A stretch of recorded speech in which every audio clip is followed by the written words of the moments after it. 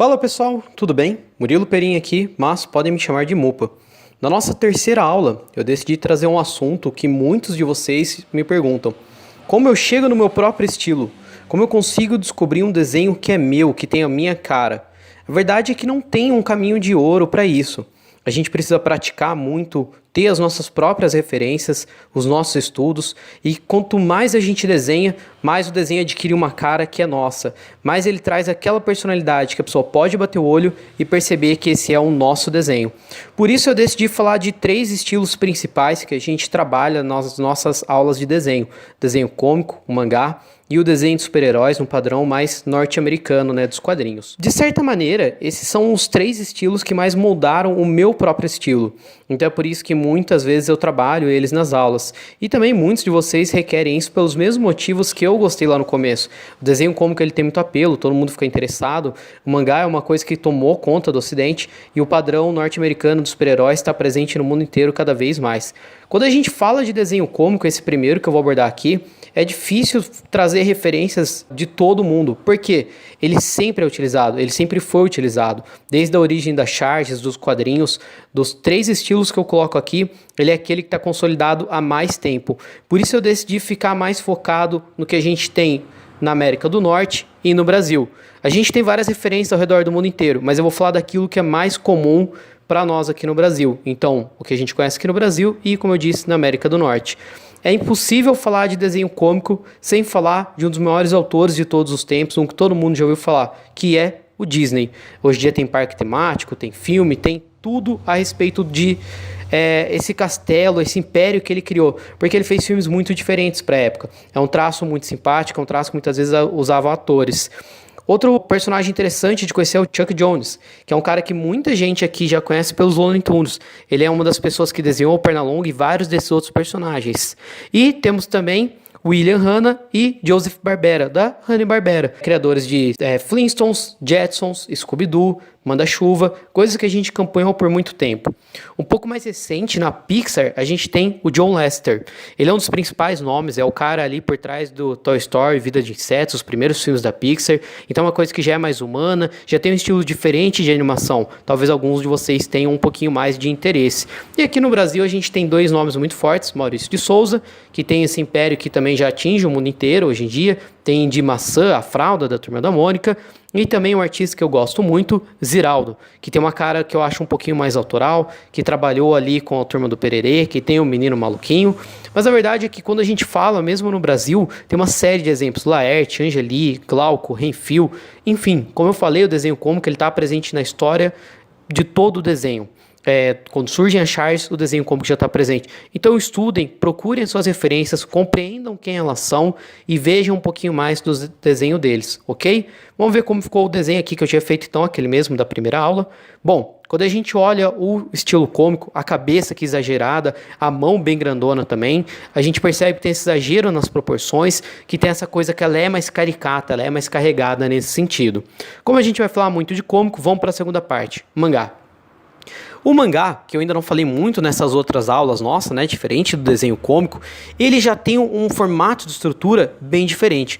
Quando a gente observa que esse mangá que eu estou fazendo é bastante nítido aquelas questões que muitos de nós já conhecemos. O queixo bem pontudo, ao invés de ter 2 linhas na horizontal, na parte da cabeça, aliás, ao invés de ter uma igual ao desenho cômico, ele tem 2. Tem uma linha na vertical, uma na horizontal no fim da esfera e outra na horizontal abaixo da esfera. Depois a gente vai unir esses pontinhos, as 2 linhas horizontais em linha reta e uma diagonal para unir com o final da linha vertical, o que dá esse triângulo que faz esse formato bem típico do mangá. Além disso, ele já tem um pouquinho mais ali de uma característica mais anatômica.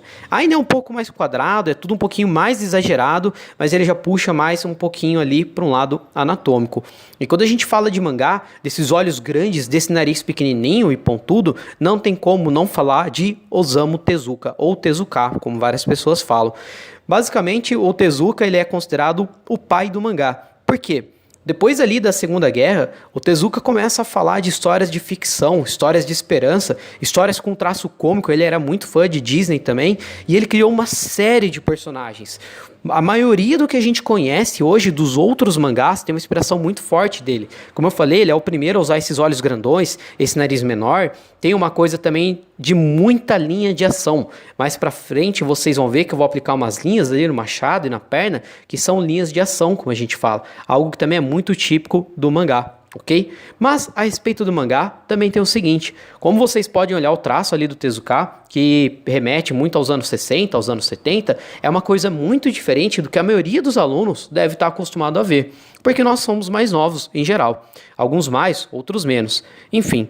O que acontece? O mangá, ele é uma coisa que ali no Japão ele é muito grande, ele é um quadrinho que ele tem todas as vertentes e que ele foi se transformando ao longo dos tempos.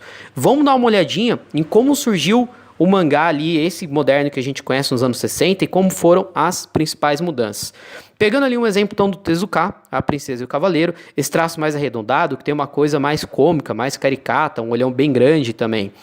E se a gente vai para os anos 70, eles começam a ficar um pouquinho mais finos e tem essas cabeleiras também dos anos 70, essa coisa bem exagerada, quase de uma banda de rock. Nos anos 80 as histórias ficam um pouquinho mais dramáticas, mais sérias, falam bastante de ficção científica e traz um pouquinho mais de detalhe nos personagens. Nos anos 90, a minha maior inspiração, e a de muitos aqui eu acredito, surgem muitos mangás de ação, aquela coisa desse olhão triangular, o nariz pequeno, personagens mais robusto. E a partir dos anos 2000, um traço muito mais arredondado, principalmente, e roteiros mais trabalhados. Ou seja, o mangá ele veio se transformando ao longo dos anos. Aqui eu estou usando imagens de anime, então só para deixar claro, o mangá é o quadrinho japonês, anime é a animação japonesa. Então, além da gente tentar compreender um pouquinho quem são os autores, quem são as nossas maiores inspirações dentro daquele estilo que a gente gosta, a gente precisa compreender que existe também um determinado momento. Pode ser que se eu for fazer agora aquele personagem mais parrudo de mangá, aquela história que é cheia de ação, mas não tem grande reviravoltas, é uma história muito óbvia, mata o vilão, vê o vilão mais forte, o personagem se transforma, mata o vilão, vê o vilão mais forte, o personagem se transforma, algo bem típico desses mangás dos anos 90, talvez isso não funcione hoje em dia, porque é uma coisa que já está mais datada, é uma coisa que passou. Então, mesmo a gente tendo as nossas inspirações, querendo fazer algo que remete àquilo que eu gosto, eu devo tentar compreender se isso funciona para os dias de hoje, se isso ainda é uma coisa que conversa com o momento em que eu estou vivendo. Estou ali colocando mais alguns detalhes nesse personagem, então, esse cabelo típico do mangá, bem volumoso, olhos grandes, essa pose mais dramática também, que a gente encontra bastante no mangá, mas algo também muito importante de se considerar é os estilos de mangá. Quando a gente fala de shonen, eu estou falando dessa coisa de aventura, de ação, que tem principalmente como público os jovens do perfil masculino. A gente fala de histórias de evolução de personagens, histórias de aventura, histórias com muita porrada, principalmente, algo que ficou famoso no Brasil. Mas a gente tem outras vertentes, como por exemplo o shoujo, que tem ali muito de drama e romance, onde o público principal dele é o público feminino. Então as histórias são de uma superação emocional. Olha como o traço é outro, olha como o traço é totalmente diferente. E não para nisso. Eu vou trazer um terceiro exemplo aqui para vocês, mas tem muito outros. A gente pode falar de Seinen também, que ficou muito famoso através de Lobo Solitário, esse que está na imagem, que fez sucesso pelo ocidente inteiro, e também Death Note. Olha como é um traço mais dramático, que usa bastante do preto e branco. Frank Miller se inspirou muito nisso, uma série de outros autores. É interessante perceber como os estilos reverberam entre um continente e outro, entre um país e outro. Como eu falei, Disney acabou inspirando muita coisa do Tezuka e do Maurício de Souza também, mas muito que o Tezuka usava foi inspirado por outros autores ali nos Estados Unidos, como a gente vê mais pra frente, ok? Outra coisa que eu acho interessante pra gente falar de mangá e anime é o seguinte: infelizmente, muitas vezes quem estuda esse estilo fica com o traço um pouco travado, faz tudo de uma maneira muito parecida, porque esse arquétipo do mangá dos anos 90 criou isso. O rosto dos personagens era muito parecido. Então, eu aconselho que vocês procurem autores que variam um pouco mais, que brincam mais com isso, que entendam os mangás antigos e os mais novos. Um exemplo que eu gosto muito de citar é o Eiichiro Oda, o escritor de One Piece. Por quê? O Oda também é um personagem que gosta muito de uma coisa mais cômica, ele gosta de fazer piada, é uma pessoa bem-humorada. Por isso, quando a gente olha os personagens do Oda, como esses que estão surgindo na tela agora, o grupo principal da história dele, a gente tem personagens muito grandes, com os ombros extremamente largos, personagens muito altos, personagens muito magros, personagens bem quadrados, triangulares.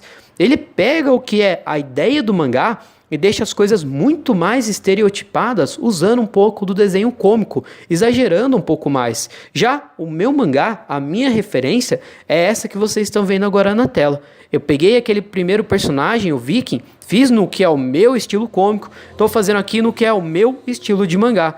Muito pautado pelo quê? Por aqueles mangás que eu falei dos anos 90. Aquela coisa que é bem de batalha, de ação, de aventura. Eu cresci assistindo esse tipo de história em várias emissoras aqui no Brasil. Em rede aberta, em rede paga, baixava animes na internet. Então, isso é o que reverberou em mim. É a partir disso que eu comecei a estudar desenho. Por isso que eu tenho esse estilo. Então os músculos um pouquinho mais marcados, que acontecia muito isso nas histórias dos anos 90. Esse cabelo, que ele já é mais exageradão, que é bem marcado também, cheio de pontas. Como vocês viram ali nos primeiros, muitas vezes eram cabelos um pouquinho mais simples nos mangás mais antigos. Enfim, tudo isso que eu cresci lendo, que eu cresci vendo, foi o que moldou o meu mangá. Como eu tinha dito para vocês, essas são as linhas de ação. O Tezuka criava isso muito bem, fazia coisas bem legais com isso. Quem quiser entender um pouquinho melhor, eu aconselho que vocês procurem no livro Desvendando os Quadrinhos, do Scott McCloud, ok? Ele vai falar sobre como os japoneses deram uma aula de desenhar ação. Mais pra frente, a gente pode falar da diferença das narrativas visuais também, entre o que é feito em determinado estilo e outro estilo em outros continentes, certo? Então, vamos ver ali como ficou agora o personagem dentro do que é o meu mangá. Primeiro, a estrutura do personagem, essa coisa que já é um pouco mais anatômica, mas ainda é muito quadradona, uma pose mais dinâmica, mais exagerada, como aparece nesses mangás de ação, e aqui o personagem finalizado. Agora, vamos falar um pouquinho do comics. Quando eu digo comics aqui, é importante ressaltar a diferença. Comics, quando a gente fala isso aqui na língua inglesa, se refere a quadrinhos em geral, mas habituou-se a dar esse nome para falar desse padrão norte-americano de super-heróis. Vocês vão ver que a estrutura que eu vou desenhar, ela é uma estrutura que era mais anatômica, ela é mais parruda, só que ela não tem uma pose tão dinâmica, nesse caso específico que eu estou desenhando, quanto o meu desenho de mangá. Por quê? O estilo do padrão norte-americano de super-heróis tem uma relação muito forte com a mitologia grega. Essa coisa exagerada, personagens intocáveis, personagens que muitas vezes não cometem falhas. Ao longo do tempo isso mudou ali na história dos quadrinhos nos Estados Unidos, mas surgiu dessa maneira. E justamente por causa disso tem uma comparação dentro da maneira que a gente define a história dos quadrinhos norte-americanos. A gente fala da Era de Ouro, Prata e Bronze, assim como tem na mitologia grega, Era de Ouro, Prata e Bronze. Então, o que é a Era de Ouro dos quadrinhos norte-americanos? Bom, essa era ela vai surgir ali com o primeiro super-herói que a gente tem realmente datado ali, que seria o Superman na Action Comics, o número 1. Quando a gente olha essa imagem, olha como o estilo do desenho é muito mais simples. Ele não é tão anatômico, mas ele já traz uma coisa que é um pouco mais detalhista, muito típico desse estilo de desenho. Outro artista que eu gosto muito dessa era é o Jack Kirby, que infelizmente veio a falecer recentemente. Ele foi o criador do Capitão América, junto com Stan Lee, também do Doutor Estranho.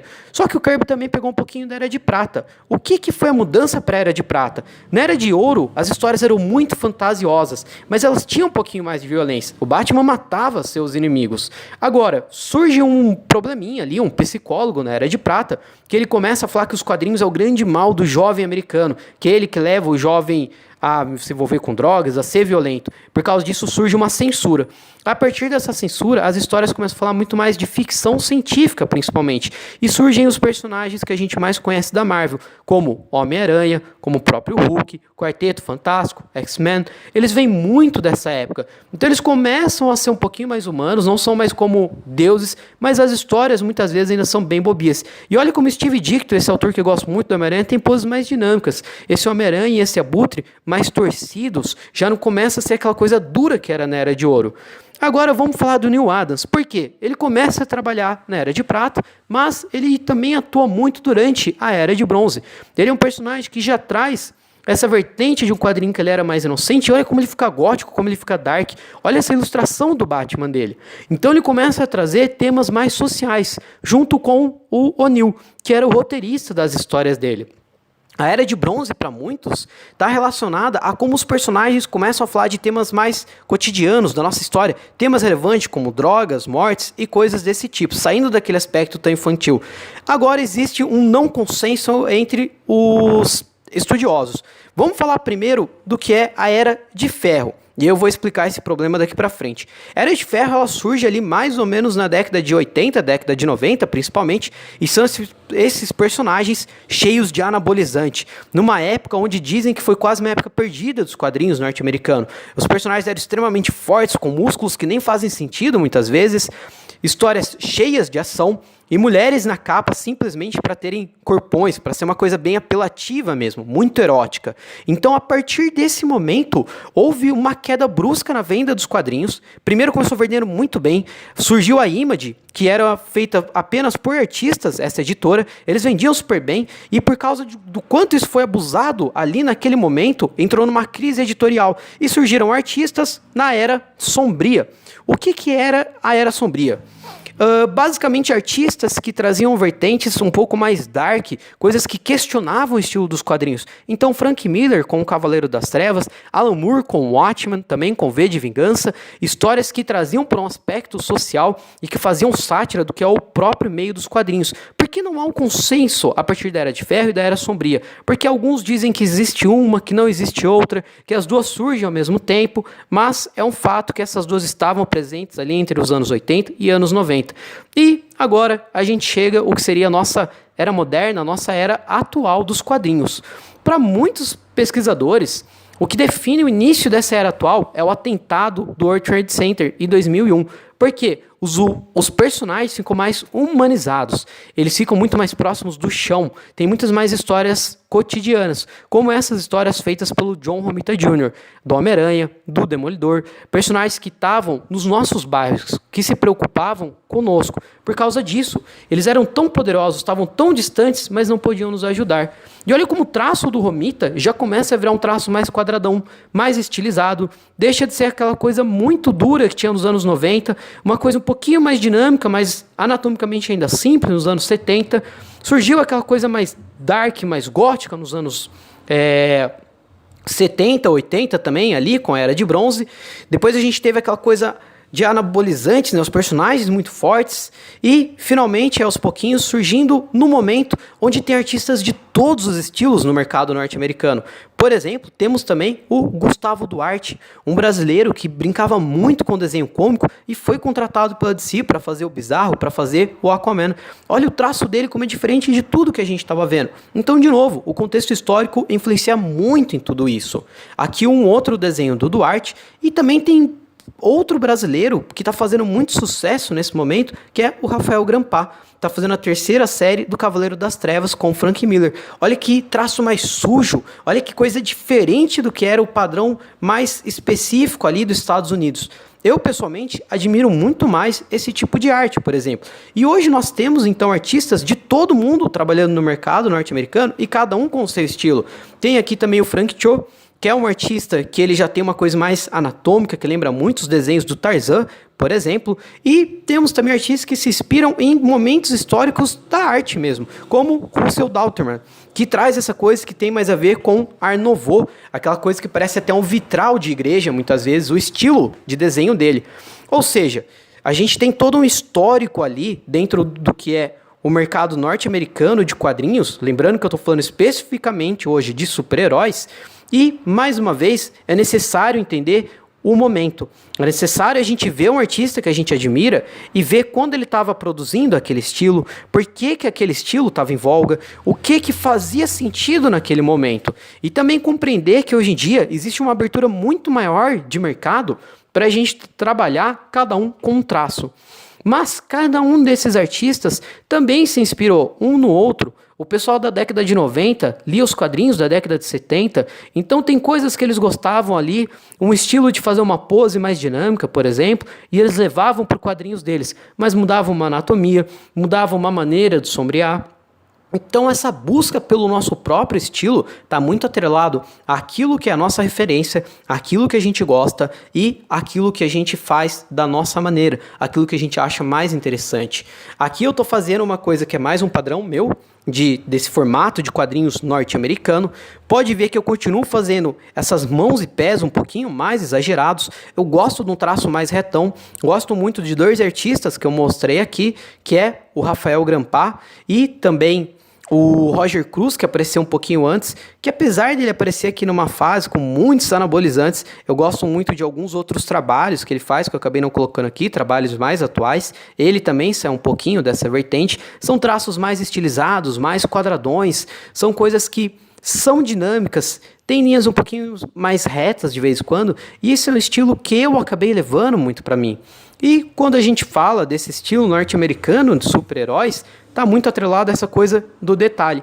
Olha como esse meu personagem, eu levei muito mais tempo para detalhar, para finalizar, do que no estilo cômico e no mangá. Por quê? Muitas vezes, até hoje, as revistas de mangá saem no formato preto e branco, com bastante rachuras, que é aquela sombra de tracinhos, mas sem tantos detalhes, sem tantas texturas. E quando a gente fala nesse mercado norte-americano de super-herói, tem muito mais detalhe. Até hoje, um prédio, numa roupa, em uma cena onde uma cidade está sendo destruída, está sendo invadida, a gente vai desenhar uma série de detalhezinhos. Então, eu também procurei colocar um pouquinho mais de detalhe aqui no meu. Colocar uma textura diferente na malha ali no peito, uma textura dessa segunda roupa que sai no ombro dele, uma textura diferente da que eu estava usando para a barba. Enfim, fui detalhando um pouquinho mais para ficar com esse aspecto norte-americano de super-heróis, ok? Tô acabando aqui. Vamos parar também aqui e ver já um pouquinho como que ficou então a estrutura desse personagem e como que ficou esse personagem finalizado. Reparem bastante nessa questão mais anatômica da estrutura. Diferente do mangá que tinha os principais músculos do corpo humano para a gente representar, aqui eu tomo um pouquinho mais de atenção na divisão da musculatura. Surge muito mais aqui essa divisão entre músculos. A gente olha ali uma marca do bíceps e do tríceps muito mais presente, por exemplo. E agora, para a gente finalizar essa nossa aula, que eu sei que alguns aqui vão ter que fazer pausadamente, ela está um pouquinho mais longa, ela está um pouquinho mais teórica, eu vou mostrar como que eu faria esse personagem no que de fato é o meu estilo de desenhar hoje em dia, sem tentando puxar para uma vertente ou para outra.